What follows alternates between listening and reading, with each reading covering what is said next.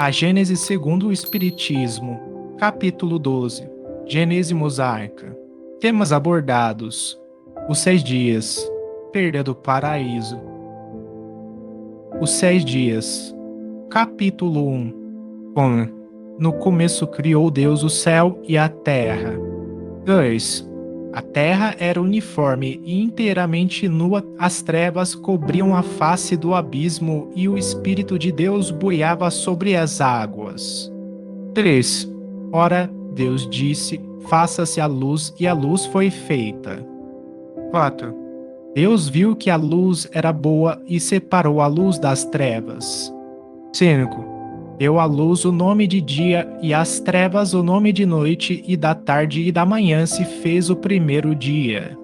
6. Disse Deus também: faça-se o firmamento no meio das águas, e que ele separe das águas as águas. 7.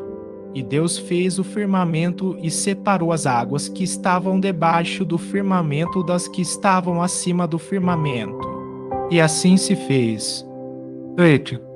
E Deus deu ao firmamento o nome de céu, da tarde e da manhã se fez o segundo dia. 9. Disse Deus ainda: reúnam-se num só lugar as águas que estão sob o céu, e apareça o elemento árido. E assim se fez. 10. Deus deu ao elemento árido o nome de terra e chamou o mar a todas as águas reunidas. E viu que isso estava bem. 11. Disse mais: produz a terra erva verde que traz a semente, e árvores frutíferas que dêem frutos cada um de uma espécie, e que contenham em si mesmas as suas sementes, para se reproduzirem na terra. E assim se fez. 12. A terra então produziu a erva verde que trazia consigo a sua semente, conforme a espécie, e árvores frutíferas que continham em si mesmas suas sementes, cada uma de acordo com a sua espécie. E Deus viu que estava bom. 13. E da tarde e da manhã se fez o terceiro dia. 14. Deus disse também: façam-se corpos de luz no firmamento do céu, a fim de que separem o dia da noite e sirvam de sinais para marcar o tempo e as estações, os dias e os anos. 15. Brilhem-lhes no firmamento do céu e iluminem a terra. E assim se fez. 16. Deus então fez 2 grandes corpos luminosos, um maior para presidir ao dia, o outro menor para presidir à noite. Fez também as estrelas. 17. E os pôs no firmamento do céu para brilharem sobre a terra. 18. Para presidirem ao dia e à noite, e para separarem a luz das trevas. E Deus viu que estava bom. 19. E da tarde e da manhã se fez o quarto dia. 20. Disse Deus ainda: produzam as águas animais vivos que nadem e pássaros que voem sobre a terra debaixo do firmamento do céu. 21. Deus então criou os grandes peixes e todos os animais que têm vida e movimento, que as águas produziram, cada um de uma espécie, e criou também todos os pássaros, cada um de uma espécie. Viu que estava bom. 22. E os abençoou, dizendo: crescei e multiplicai-vos, e enchei as águas do mar, e que os pássaros se multipliquem sobre a terra. 23. E da tarde e da manhã se fez o quinto dia. 24. Também disse Deus: produz a terra animais vivos, cada um de sua espécie, os animais domésticos e os animais selvagens, em suas diferentes espécies. E assim se fez. 25. Deus fez, pois, os animais selvagens da terra em suas espécies, os animais domésticos e todos os reptis, cada um de sua espécie. E Deus viu que estava bom. 26. Disse em seguida: façamos o homem à nossa imagem e semelhança, e que ele mande sobre os peixes do mar, os pássaros do céu, os animais, sobre toda a terra e sobre todos os reptis que se movem na terra. 27. Deus então criou o homem à sua imagem e o criou à imagem de Deus e o criou macho e fêmea. 28. Deus os abençoou e lhes disse: crescei e multiplicai-vos, enchei a terra e sujeitai-a, dominai sobre os peixes do mar, sobre os pássaros do céu e sobre todos os animais que se movem na terra. 29. Disse Deus ainda: dei-vos todas as ervas que trazem sua semente à terra, e todas as árvores que encerram em si mesmas suas sementes, cada uma de uma espécie, a fim de que vos sirvam de alimento. 30. E dei-as a todos os animais da terra, a todos os pássaros do céu, a tudo que se move na terra e que é vivo e animado, a fim de que tenham com que se alimentar. E assim se fez. 31. Deus viu todas as coisas que havia feito, eram todas muito boas. 32. E da tarde e da manhã se fez o sexto dia. Capítulo 2. O céu e a terra ficaram, pois, acabados assim, com todos os seus ornamentos. 2. Deus terminou no sétimo dia toda a obra que fizera e repousou nesse sétimo dia após haver acabado todas as suas obras. 3. Abençoou o sétimo dia e o santificou, porque cessara nesse dia de produzir todas as obras que criara. 4. Tal a origem do céu e da terra, e é assim que eles foram criados no dia que o Senhor fez um e outro. 5. E que criou todas as plantas dos campos antes que houvessem saído da terra, e todas as ervas das planícies antes que houvessem germinado. Porque o Senhor Deus ainda não tinha feito que chovesse sobre a terra, e não havia homem para lavrá-la. 6. Mas da terra se elevava uma fonte que irrigava a toda a superfície. 7. O Senhor Deus formou, pois, o homem do limo da terra e espalhou sobre o rosto um sopro de vida, e o homem se tornou vivente e animado. 2. Depois das explanações contidas nos capítulos precedentes sobre a origem e a constituição do universo, conformemente aos dados fornecidos pela ciência, quanto à parte material, e pelo espiritismo, quanto à parte espiritual, convém ponhamos em confronto com tudo isso o próprio texto da Gênese de Moisés, a fim de que cada um faça a comparação e julgue com conhecimento de causa. Algumas explicações complementares bastarão para tornar compreensíveis as partes que precisam de esclarecimentos especiais. 3. Sobre alguns pontos, há, sem dúvida, notável concordância entre a Gênese mosaica e a doutrina científica, mas fora erro acreditar que basta se substituam 6 dias de 24 horas da criação por 6 períodos indeterminados para se tornar completa a analogia.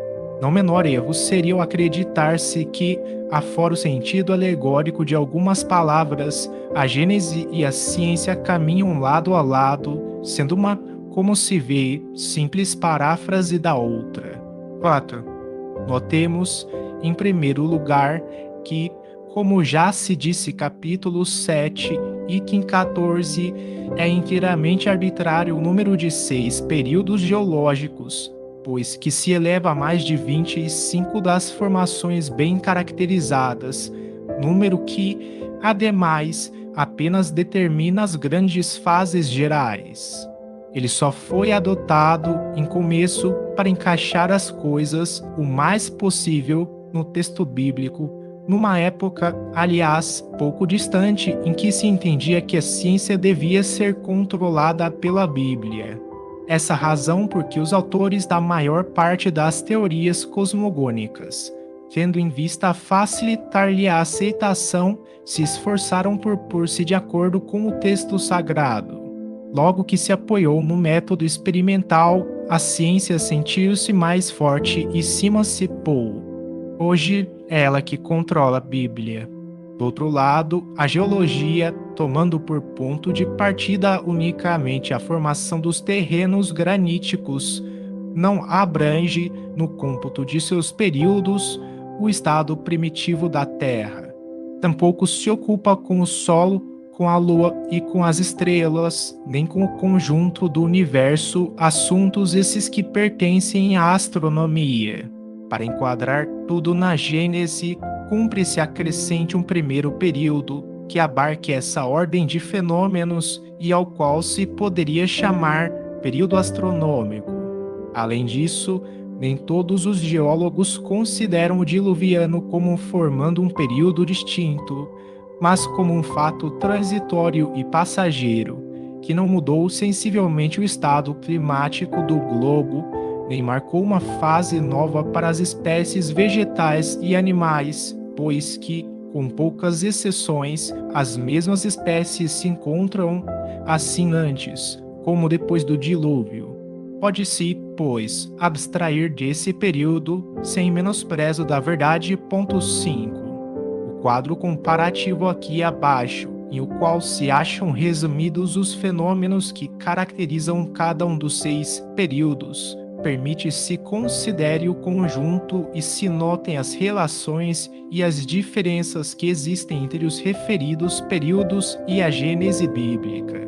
Ciência. 1. Período astronômico, aglomeração da matéria cósmica universal num ponto do espaço em nebulosa que deu origem, pela condensação da matéria em diversos pontos, às estrelas, ao Sol, à Terra, à Lua e a todos os planetas.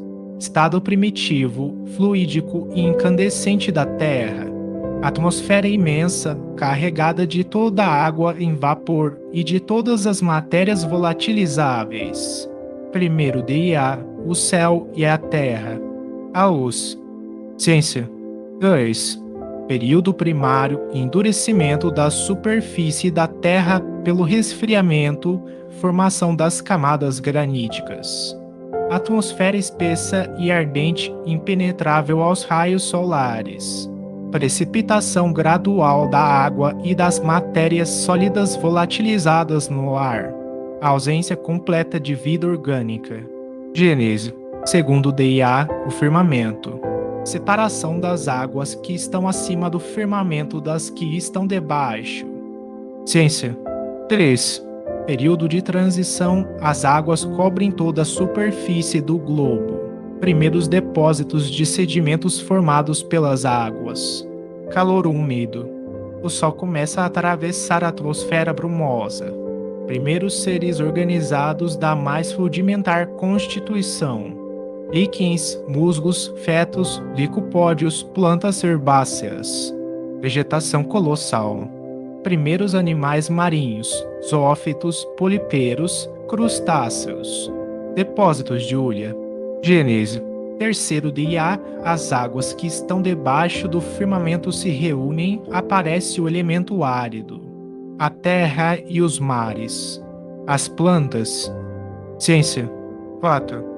Período secundário, superfície da terra pouco acidentada, águas pouco profundas e paludosas. Temperatura menos ardente, atmosfera mais depurada. Consideráveis depósitos de calcários pelas águas. Vegetação menos colossal, novas espécies, plantas lenhosas, primeiras árvores. Peixes, cetáceos, animais aquáticos e anfíbios. Gênese. Quarto dia, o Sol, a Lua e as estrelas. Ciência. 5. Período terciário, grandes entumecimentos da crosta sólida, formação dos continentes. Retirada das águas para os lugares baixos, formação dos mares. Atmosfera depurada, temperatura atual produzida pelo calor solar. Gigantescos animais terrestres. Vegetais e animais da atualidade. Pássaros. Gênese. Quinto dia, os peixes e os pássaros. Dilúvio universal. Ciência. 6. Período quaternário ou pós-diluviano, terrenos de aluvião. Vegetais e animais da atualidade. Homem. Gênese. Sexto dia, os animais terrestres. Homem. 6. Desse quadro comparativo, o primeiro fato que ressalta é que a obra de cada um dos 6 dias não corresponde de maneira rigorosa, como supõem muitos, a cada um dos 6 períodos geológicos.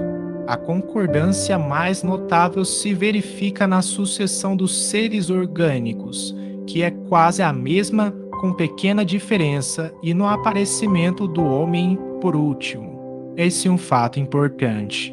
Há também coincidência, não quanto à ordem numérica dos períodos, mas quanto ao fato em si, na passagem em que se lê que, ao terceiro dia, as águas que estão debaixo do céu se reuniram num só lugar e apareceu o elemento árido. É a expressão do que ocorreu no período terciário, quando as elevações da crosta sólida puseram a descoberto os continentes e repeliram as águas, que foram formar os mares. Foi somente então que apareceram os animais terrestres, 122 segundo a geologia e segundo Moisés. 7. Dizendo que a criação foi feita em 6 dias, terá Moisés querido falar de dias de 24 horas, ou terá empregado essa palavra no sentido de período, de duração? É mais provável a primeira hipótese se nos ativermos ao texto acima, primeiramente, porque esse é o sentido próprio da palavra hebraica yom, traduzida por dia. Depois, a referência à tarde e à manhã, como limitações de cada um dos 6 dias, dá lugar a que se suponha haja-lhe querido falar de dias comuns.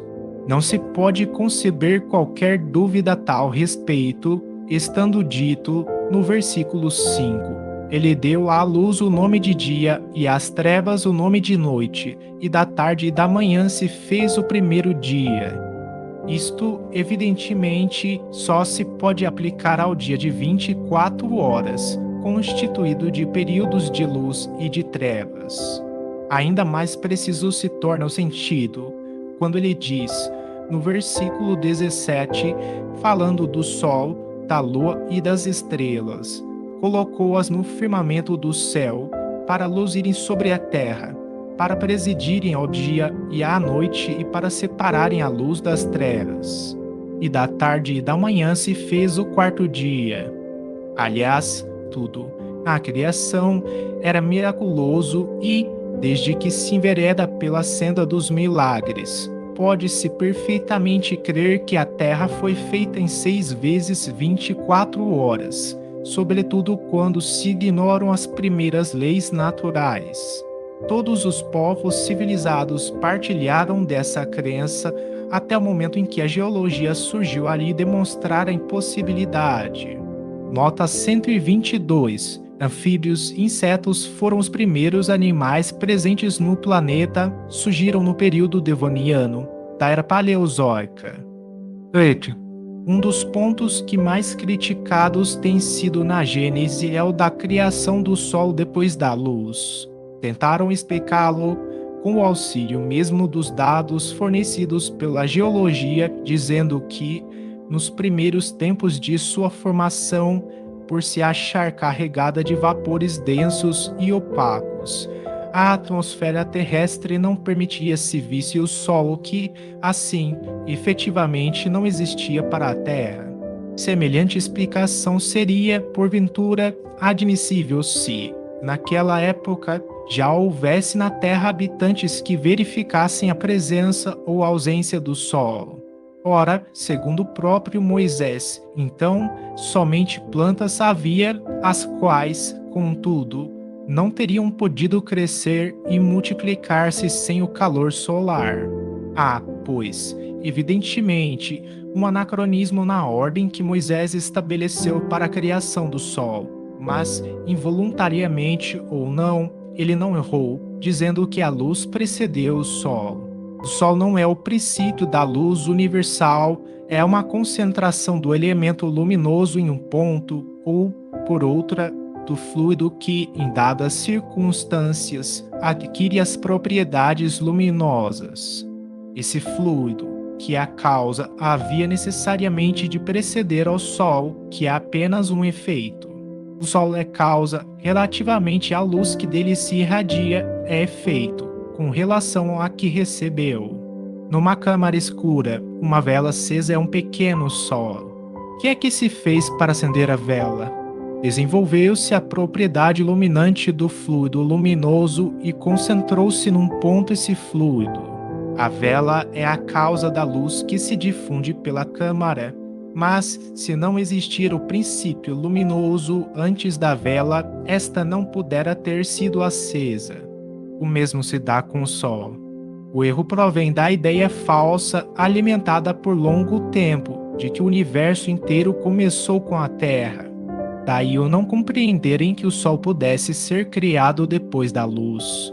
Em princípio, pois a asserção de Moisés é perfeitamente exata. É falsa no fazer crer que a Terra tenha sido criada antes do Sol, estando, pelo seu movimento de translação, sujeita a esse último, a Terra houve de ser formada depois dele. É o que Moisés não podia saber, pois que ignorava a lei de gravitação. Nota 123. Nota 123. A lei da gravitação universal foi formulada pelo cientista inglês Isaac Newton, 1642 a 1727, que concluiu: duas partículas se atraem com forças cuja intensidade é diretamente proporcional ao produto de suas massas e inversamente proporcional ao quadrado da distância que as separa. Com a mesma ideia se depara na Gênese dos antigos persas. No primeiro capítulo do Vindidad, nota 124, Hormuzd, nota 125, narrando a origem do mundo, diz: eu criei a luz que foi iluminar o sol, a lua e as estrelas. Dicionário de Mitologia Universal.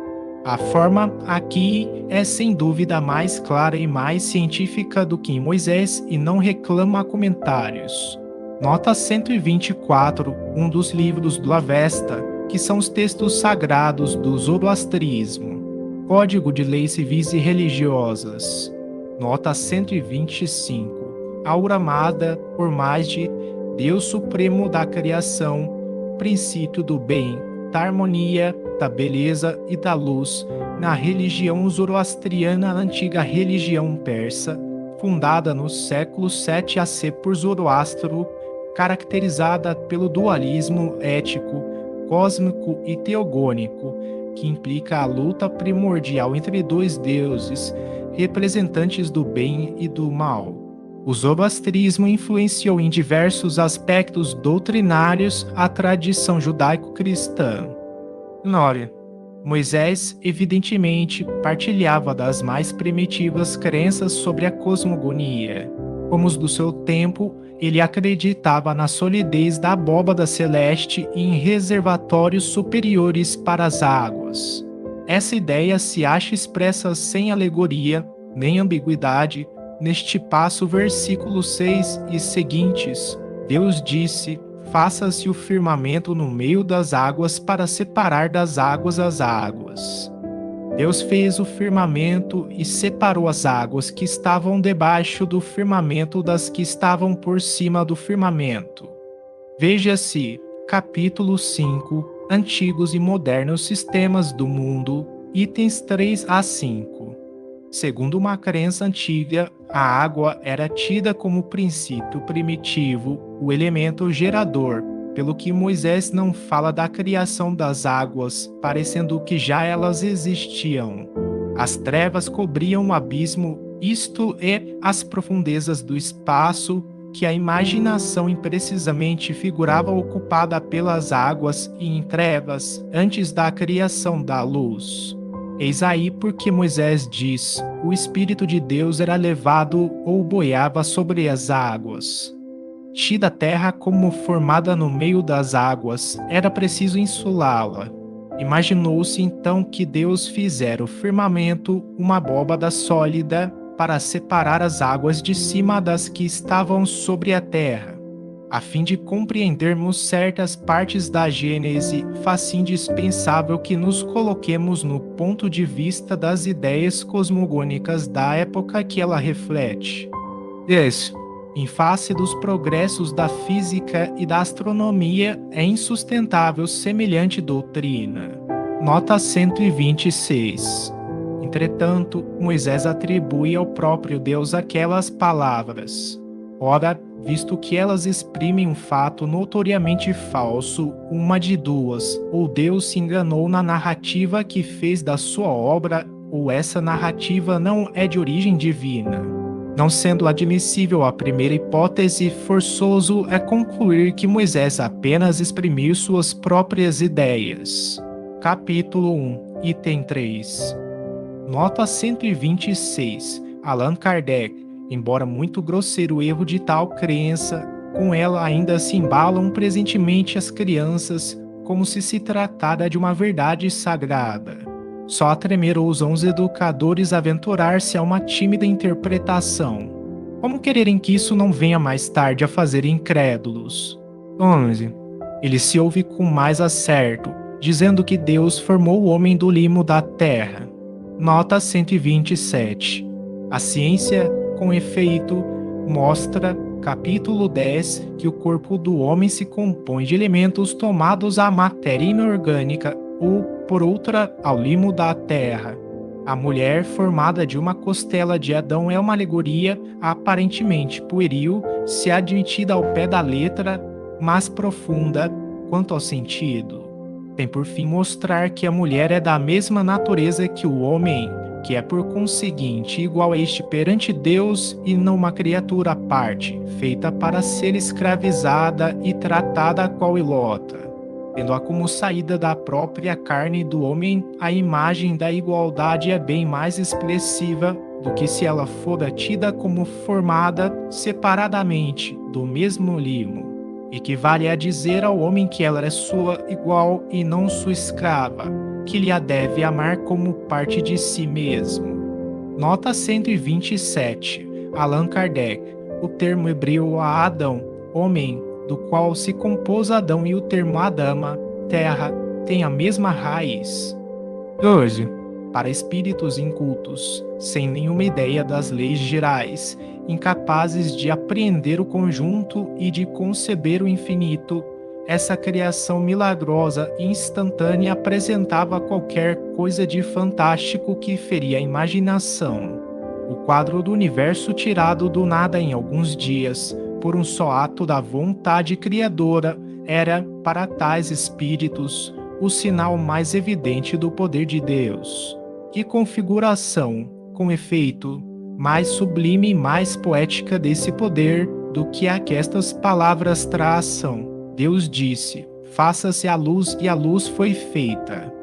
Deus, a criar o universo pela ação lenta e gradual das leis da natureza, lhes houvera parecido menor e menos poderoso. Fazia-se indispensável qualquer coisa de maravilhoso que saísse dos moldes comuns. Do contrário, teriam dito que Deus não era mais sábio do que os homens. Uma teoria científica e racional da criação os deixaria frios e indiferentes. Não rejeitemos, pois, a Gênese bíblica, ao contrário, estudemo-la como se estuda a história da infância dos povos. Trata-se de uma época rica de alegorias, e seu sentido oculto se deve pesquisar, que se devem comentar e explicar com o auxílio das luzes da razão e da ciência, fazendo, porém, ressaltar as suas belezas poéticas e os seus ensinamentos velados pela forma imaginosa, cumpre-se e apontem expressamente os erros, no próprio interesse da religião. Esta será muito mais respeitada quando esses erros deixarem de ser impostos à fé como verdade, e Deus parecerá maior e mais poderoso quando não lhe envolverem o nome em fatos de pura invenção. Perda do paraíso. Nota 128. Nota 128. Allan Kardec. Em seguida, alguns versículos se acha a tradução literal do texto hebreu, exprimindo mais fielmente o pensamento primitivo. O sentido alegórico ressalta-se mais claramente. 13. Capítulo 2. 8. Ora, o Senhor Deus plantara desde o começo um jardim de delícias, no qual pôs o homem que lhe formara. Olha, o Senhor Deus também fizera sair da terra toda espécie de árvores belas ao olhar e de fruto agradável ao paladar. E, no meio do paraíso, nota 129, a árvore da vida com a árvore da ciência do bem e do mal. Ele fez sair Jeová Elohim da terra Minadama toda. A árvore bela de ver-se e boa para comer-se, e a árvore da vida Vetsachaim no meio do jardim, e a árvore da ciência do bem e do mal. Nota 129. Allan Kardec. Paraíso, do latim paradisus, derivado do grego paradesus, jardim, vergel, lugar plantado de árvores. O termo hebreu empregado em Gênesis é Hagan, que tem a mesma significação. 15. O Senhor tomou, pois, do homem e o colocou em um paraíso de delícias, a fim de que o cultivasse e guardasse. 16. Deu-lhe também esta ordem e lhe disse: come de todas as árvores do paraíso. Ele ordenou Jeová Elohim ao homem ao a Adão, dizendo: de toda a árvore do jardim podes comer. 17. Mas não comas absolutamente o fruto da árvore da ciência do bem e do mal, porquanto, logo que o comeres, morrerás com toda certeza. E da árvore do bem e do mal o Metzadat Tobvara não comerás, pois que no dia em que dela comeres morrerás. 14. Capítulo 3. Ora, a serpente era o mais astuto de todos os animais que o Senhor Deus formara na terra. E ela disse à mulher: por que vos ordenou Deus que não comesseis os frutos de todas as árvores do paraíso? E a serpente Nalash era mais astuta do que todos os animais terrestres que Jeová Elohim havia feito. Ela disse à mulher Aisha: terá dito Elohim: não comereis de nenhuma árvore do jardim? 2. A mulher respondeu: comemos dos frutos de todas as árvores que estão no paraíso. Disse ela, a mulher, à serpente: do fruto mipri das árvores do jardim podemos comer. 3. Mas, quanto ao fruto da árvore que está no meio do paraíso, Deus nos ordenou que não comêssemos dele e que não me tocássemos, para que não corramos o perigo de morrer. 4. A serpente replicou à mulher: certamente não morrereis. 5. Mas é que Deus sabe que, assim houverdes comido desse fruto, vossos olhos se abrirão e sereis como deuses, conhecendo o bem e o mal. 6. A mulher considerou então que o fruto daquela árvore era bom de comer, que era belo e agradável à vista. E, tomando dele, o comeu e o deu a seu marido, que também comeu. Ela viu, a mulher, que ela era boa a árvore como alimento, e que era desejável a árvore para compreender lésquio, e tomou de seu fruto, etc. 8. E como ouvissem a voz do Senhor Deus, que passeava à tarde pelo jardim, quando sopra um vento brando, eles se retiraram para o meio das árvores do paraíso, a fim de se ocultarem de diante da sua face. 9. Então o Senhor Deus chamou Adão e disse: onde estás? 10. Adão lhe respondeu: ouvi a tua voz no paraíso e tive medo, porque estava nu, essa razão por que me escondi. 11. O Senhor me retrucou: e como soubeste que estavas nu, senão porque comeste o fruto da árvore da qual eu vos proibi que comesseis? 12. Adão lhe respondeu: a mulher que me deste por companheira me apresentou o fruto dessa árvore e eu dele comi. 13. O Senhor Deus disse à mulher: por que fizeste isso? Ela respondeu: a serpente me enganou e eu comi desse fruto. 14. Então o Senhor Deus disse à serpente: por teres feito isso, serás maldita entre todos os animais e todas as bestas da terra. Rojar-te-ás sobre o ventre e comerás a terra por todos os dias de tua vida. 15. Porém uma inimizade entre ti e a mulher, entre a sua raça e a tua. Ela te esmagará a cabeça e tu tentarás morder-lhe o calcanhar. 16. Deus disse também à mulher: afligir-te-ei com muitos males durante a tua gravidez. Parirás com dor, estarás sob a dominação de teu marido e ele te dominará. 17. Disse em seguida Adão: por haveres escutado a voz de tua mulher e haveres comido do fruto da árvore de que te proibi que comesses, a terra te será maldita por causa do que fizeste, e só com muito trabalho tirarás dela com que te alimentes, durante toda a tua vida. 18. Ela te produzirá espinhos e sarças, e te alimentarás com a erva da terra. 19.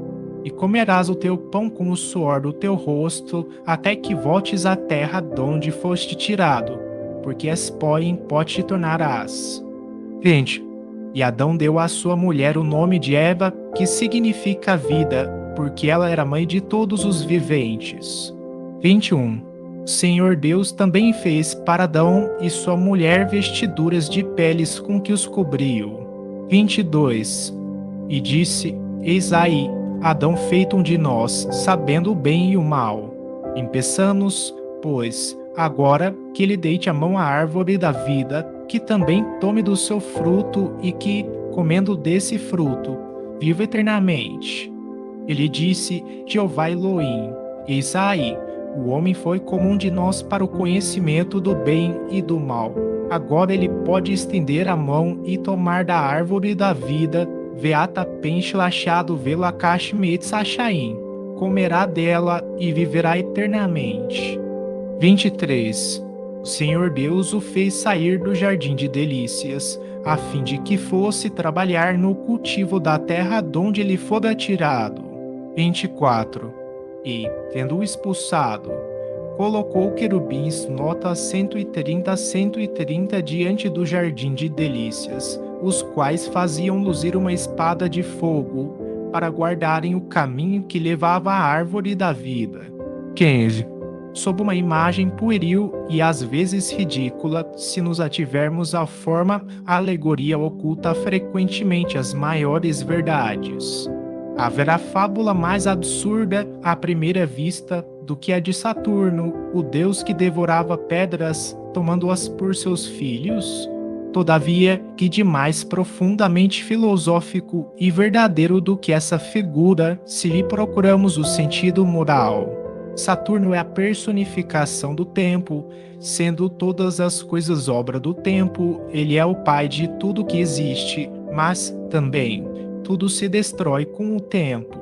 Saturno a devorar pedras é o símbolo da destruição pelo tempo dos mais duros corpos, seus filhos, visto que se formaram com o tempo. E quem, segundo essa mesma alegoria, escapa semelhante destruição? Somente Júpiter, símbolo da inteligência superior, do princípio espiritual que é indestrutível. É mesmo tão natural essa imagem que, na linguagem moderna, sem alusão à fábula antiga, se diz de uma coisa que afinal se deteriorou, ter sido devorada pelo tempo, carcomida, devastada pelo tempo. Toda a mitologia pagã, aliás, nada mais é, em realidade, do que um vasto quadro alegórico das diversas faces boas e más da humanidade. Nota 130, Allan Kardec, do hebreu Cherub, Querub, Boi, Charab, Bavrar, anjos do segundo coro da primeira hierarquia, que eram representados com 4 asas, 4 faces e pés de boi. Para quem lhe busca o espírito, é um curso completo da mais alta filosofia, como acontece com as modernas fábulas. O absurdo estava em tomarem a forma pelo fundo. 16. Outro tanto se dá com a Gênese, onde se tem que perceber grandes verdades morais debaixo das figuras materiais que, tomadas ao pé da letra, seriam tão absurdas como se, em nossas fábulas, tomássemos em sentido literal as cenas e os diálogos atribuídos aos animais. Adão personifica a humanidade, sua falta individualiza a fraqueza do homem, em quem predominam os instintos materiais a que ele não sabe resistir. Nota 131. Nota 131. Allan Kardec. Está hoje perfeitamente reconhecido que a palavra hebreia Adão não é um nome próprio, mas significa o homem em geral, a humanidade, o que destrói toda a estrutura levantada sobre a personalidade de Adão.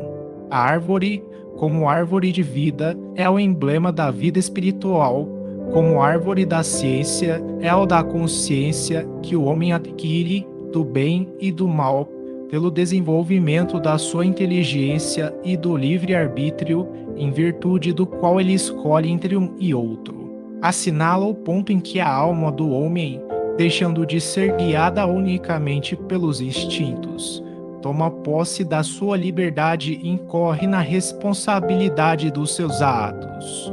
O fruto da árvore simboliza o objeto dos desejos materiais do homem, é a alegoria da cobiça e da concupiscência, concretiza, numa figura única, os motivos de arrastamento ao mal.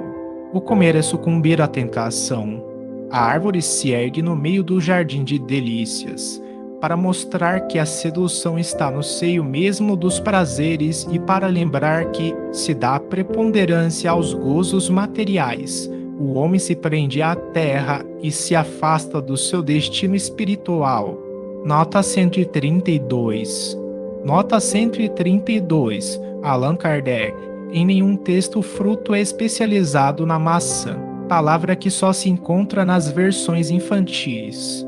O termo do texto hebreu é peri, que tem as mesmas acepções que em francês, sem determinação de espécie e pode ser tomado em sentido material, moral, alegórico, em sentido próprio e figurado. Para os israelitas, não há interpretação obrigatória quando uma palavra tem muitas acepções, cada um a entende como quer, contanto que a interpretação não seja contrária à gramática. O termo peri foi traduzido em latim por malum, que se aplica tanto à maçã como a qualquer espécie de frutos. Deriva do grego melon, particípio do verbo melo, interessar, cuidar, atrair. A morte de que lhe é ameaçado, caso infrinja a proibição que se lhe faz, é um aviso das consequências inevitáveis, físicas e morais, decorrentes da violação das leis divinas que Deus lhe gravou na consciência. É por demais evidente que aqui não se trata da morte corporal, pois que, depois de cometida a falta, Adão ainda viveu longo tempo, mas sim da morte espiritual ou, por outras palavras, da perda dos bens que resultam do adiantamento moral, perda figurada pela sua expulsão do jardim de delícias. 17.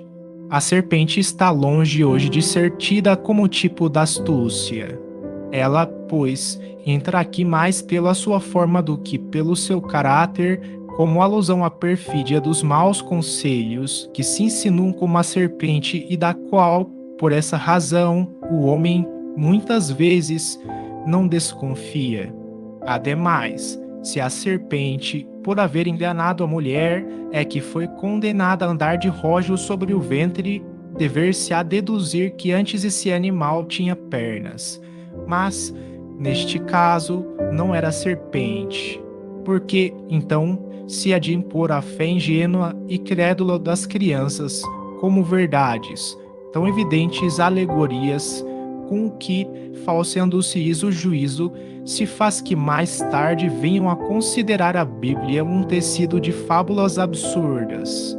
Deve-se, além disso, notar que o termo hebreu Naash, traduzido por serpente, vem da raiz Naash, que significa fazer encantamentos, adivinhar as coisas ocultas, podendo, pois, significar encantador, adivinho.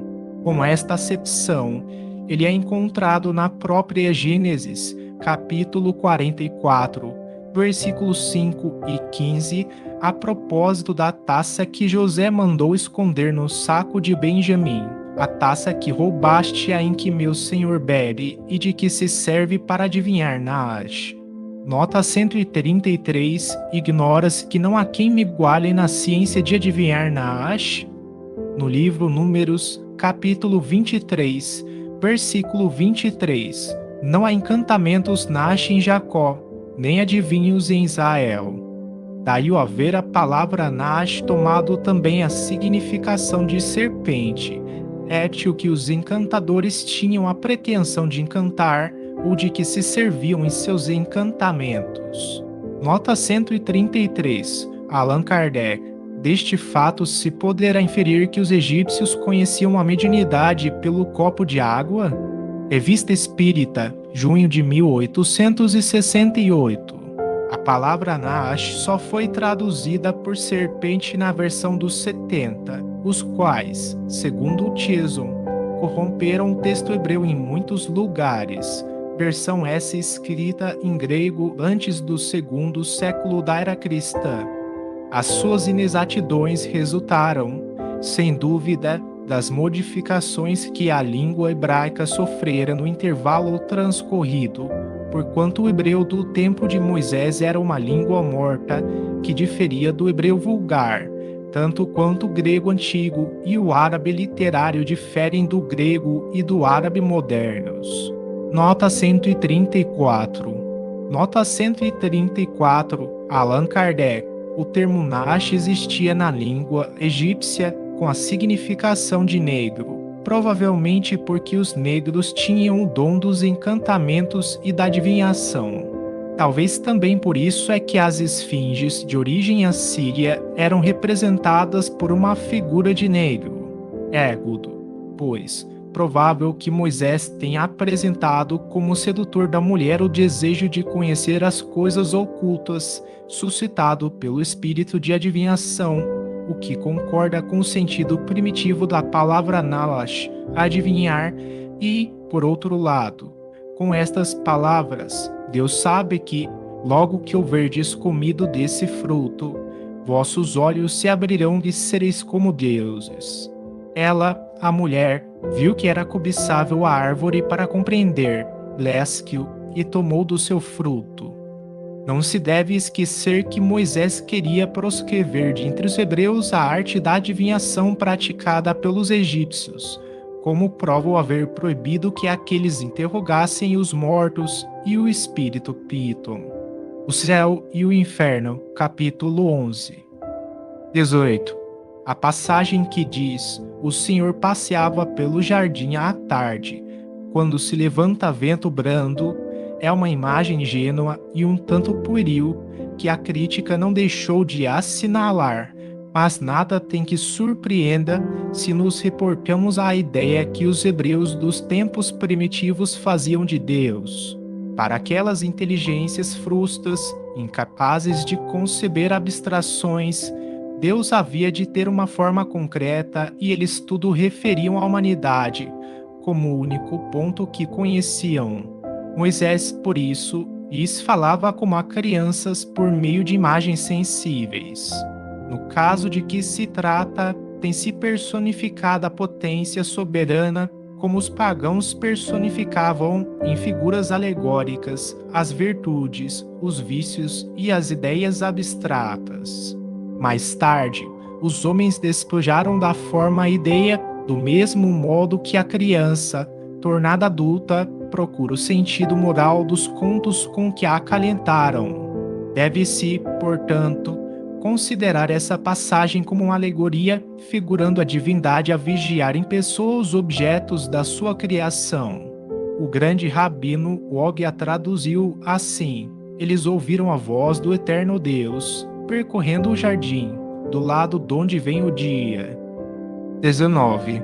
Se a falta de Adão consistiu literalmente em ter comido um fruto, essa falta não poderia, incontestavelmente, pela sua natureza quase pueril, justificar o rigor com que foi punida.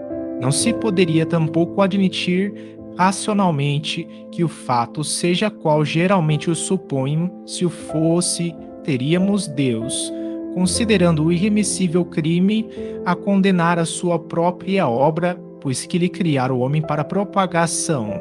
Se Adão houvesse entendido assim a proibição de tocar no fruto da árvore e com ela se houvesse conformado escrupulosamente, onde estaria a humanidade e que teria sido feito dos desígnios do Criador? Deus não criara Adão e Eva para ficarem sós na terra. A prova disso está nas próprias palavras que lhes dirige logo depois de os ter formado, quando eles ainda estavam no paraíso terrestre. Deus os abençoou e lhes disse: crescei e multiplicai-vos, enchei a terra e submetei ao vosso domínio. Gênesis capítulo 1, versículo 28. Uma vez que a multiplicação era lei já no paraíso terrenal, a expulsão deles dali não pode ter tido como causa o fato suposto. O que deu crédito a essa suposição foi o sentimento de vergonha que Adão e Eva manifestaram ante o olhar de Deus e que os levou a se ocultarem. Mas essa própria vergonha é uma figura por comparação. Simboliza a confusão que todo culpado experimenta em presença de quem foi por ele ofendido. Gente, qual, então, em definitivo, a falta tão grande que mereceu acarretar a reprovação perpétua de todos os descendentes daquele que a cometeu? Caim, o fratricida, não foi tratado tão severamente. Nenhum teólogo a pode definir logicamente, porque todos, apegados à letra, giraram dentro de um círculo vicioso. Sabemos hoje que essa falta não é um ato isolado, pessoal, de um indivíduo, mas que compreende, sob um único fato alegórico, o conjunto das prevaricações de que a humanidade da Terra, ainda imperfeita, pode tornar-se culpada e que se resume nisto: infração da lei de Deus. Isso porque a falta do primeiro homem, simbolizando esta humanidade, tem por símbolo um ato de desobediência. 21. Dizendo a Adão que lhe tiraria da terra a alimentação com o suor de seu rosto, Deus simboliza a obrigação do trabalho, mas porque fez do trabalho uma punição, que seria da inteligência do homem, se ele não a desenvolvesse pelo trabalho, que seria da terra, se não fosse fecundada, transformada, saneada pelo trabalho inteligente do homem? Lá está dito Gênesis, capítulo 2, versículos 5 e 7. O Senhor Deus ainda não havia feito chover sobre a terra e não havia nela homens que a cultivassem.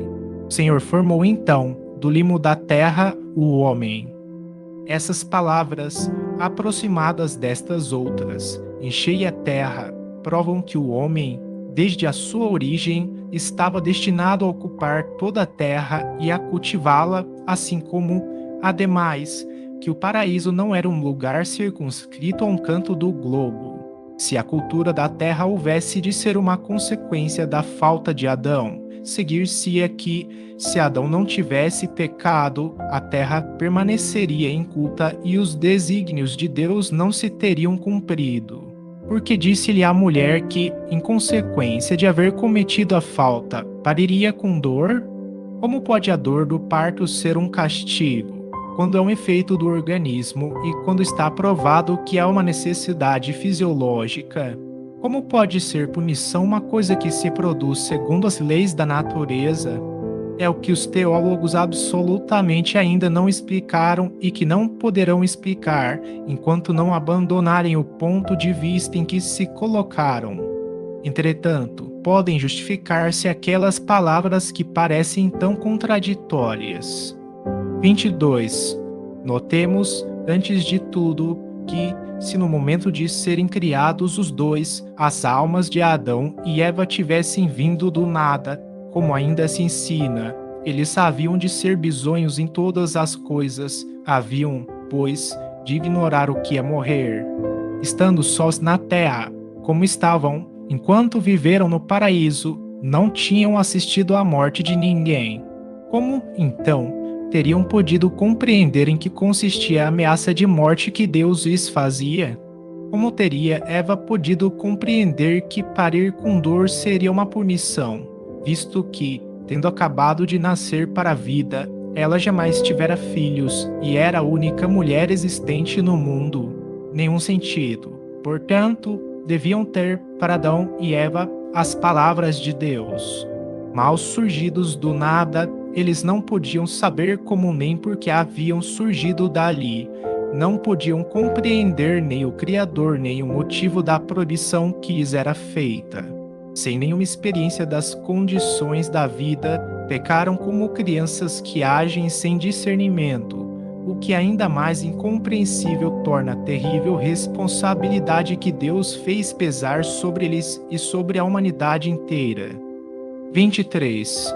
Entretanto, o que constitui para a teologia um beco sem saída, o Espiritismo explica sem dificuldade e de maneira racional, pela anterioridade da alma e pela pluralidade das existências, lei sem a qual tudo é mistério e anomalia na vida do homem. Com efeito, admitamos que Adão e Eva já tivessem vivido e tudo logo se justifica. Deus não lhes fala como a crianças, mas como a seres em estado de o compreenderem e que o compreendem, prova evidente de que ambos trazem aquisições anteriormente realizadas.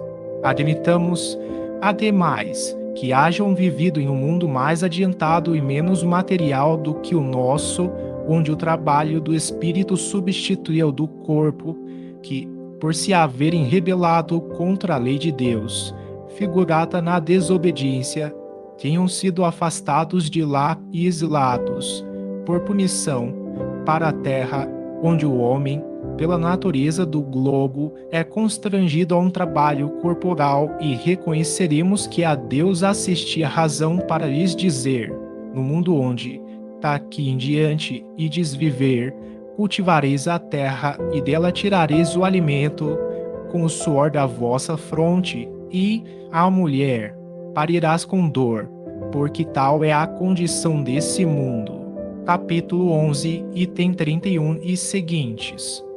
O paraíso terrestre, cujos vestígios têm sido inutilmente procurados na terra, era, por conseguinte, a figura do mundo ditoso onde vivera Adão, ou, antes, a raça dos espíritos que ele personifica. A expulsão do paraíso marca o momento em que esses espíritos vieram encarnar entre os habitantes do mundo terráqueo, e a mudança de situação foi a consequência da expulsão.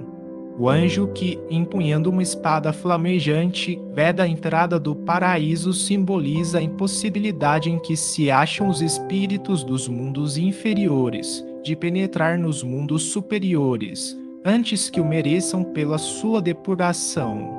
Veja-se adiante o capítulo 14, itens 8 e seguintes. 24. Capítulo 4. 13. Caim, depois do assassínio de Abel, responde ao Senhor: a minha iniquidade é extremamente grande, para que me possa ser perdoada. 14. Vós me expulsais hoje de cima da terra, e eu me irei ocultar da vossa face. E ei fugitivo e vagabundo pela terra, e qualquer um então que me encontre matar-me-á. 15. O Senhor lhe respondeu: não, isto não se dará, porquanto severamente punido será quem matar Caim. E o Senhor pôs um sinal sobre Caim, a fim de que não matassem os que viessem a encontrá-lo. 16. Tendo-se retirado de diante do Senhor, Caim ficou vagabundo pela terra e habitou a região oriental do Éden. 17. Havendo conhecido sua mulher, ela concebeu e pariu Enoque. Ele construiu Vai-Boné, literalmente, estava construindo uma cidade a que chamou Enoque Noquia do nome de seu filho. Gênesis capítulo 4, versículos de 3 a 16. 25. Se nos apegarmos à letra da Gênese, eis as consequências a que chegaremos. Adão e Eva estavam sós no mundo, depois de expulsos do paraíso terrestre. Só posteriormente tiveram os dois filhos Caim e Abel. Ora, tendo-se Caim retirado para outra região depois de haver assassinado o irmão, não tornou a ver seus pais, que de novo ficaram isolados. Só muito mais tarde, na idade de 130 anos, foi que Adão teve um terceiro filho, que se chamou Sete. Depois desse nascimento, ele ainda viveu, segundo a genealogia bíblica, 800 anos, e teve mais filhos e filhas. Quando, pois, Caim foi estabelecer-se a leste do Éden, somente havia na terra 3 pessoas, seu pai e sua mãe, e ele sozinho de seu lado. Entretanto, Caim teve mulher e um filho. Que mulher pode ser essa e onde puder ele desposá-la? O texto hebreu diz: ele estava construindo uma cidade e não. Ele construiu, o que indica ação presente no ulterior. Mas uma cidade pressupõe a existência de habitantes, visto não ser de presumir que Caim a fizesse para si, sua mulher e seu filho, nem que a pudesse edificar sozinho. Dessa própria narrativa, portanto, se tem de inferir que a região era povoada. Ora, não podia sê-lo pelos descendentes de Adão, que então se reduziam a um só, Caim. Aliás, a presença de outros habitantes ressalta igualmente destas palavras de Caim: serei fugitivo e vagabundo, e quem quer que me encontre matar-me-á, e da resposta que Deus lhe deu. Quem poderia lhe temer que o matasse, e que utilidade teria o sinal que Deus lhe pôs para preservá-lo de ser morto, uma vez que ele a ninguém iria encontrar? Ora, se havia na terra outros homens afora a família de Adão, é que esses homens aí estavam antes dele, donde se deduz esta consequência, tirada do texto mesmo do Gênesis. Adão não é nem o primeiro, nem o único pai do gênero humano. Capítulo 11, item 34. Nota 135. Nota 135. Allan Kardec. Não é nova esta ideia. Da Pereire, sábio teólogo do século XVII, em seu livro Pré-Adamitas, escrito em latim e publicado em 1655, extraiu do texto original da Bíblia adulterado. Pelas traduções, a prova evidente de que a terra era habitada antes da vinda de Adão, e essa opinião é hoje a de muitos eclesiásticos esclarecidos. 26.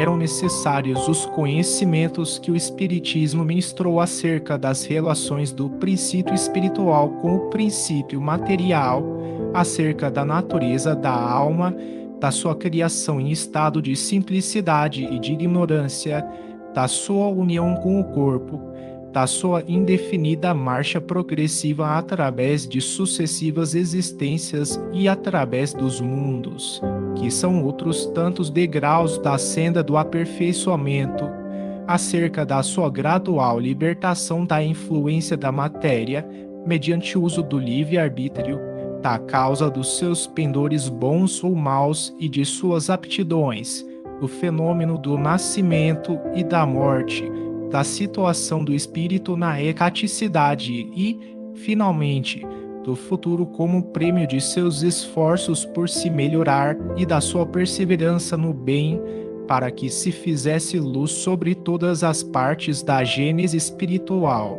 Graças a essa luz, o homem sabe doravante de onde vem, para onde vai, porque está na terra e porque sofre. Sabe que tem nas mãos o seu futuro e que a duração do seu cativeiro neste mundo unicamente dele depende. Despida da alegoria acanhada e mesquinha, a Gênese se apresenta grande e digna da majestade, da bondade e da justiça do Criador. Considerada desse ponto de vista, ela confundirá a incredulidade e triunfará.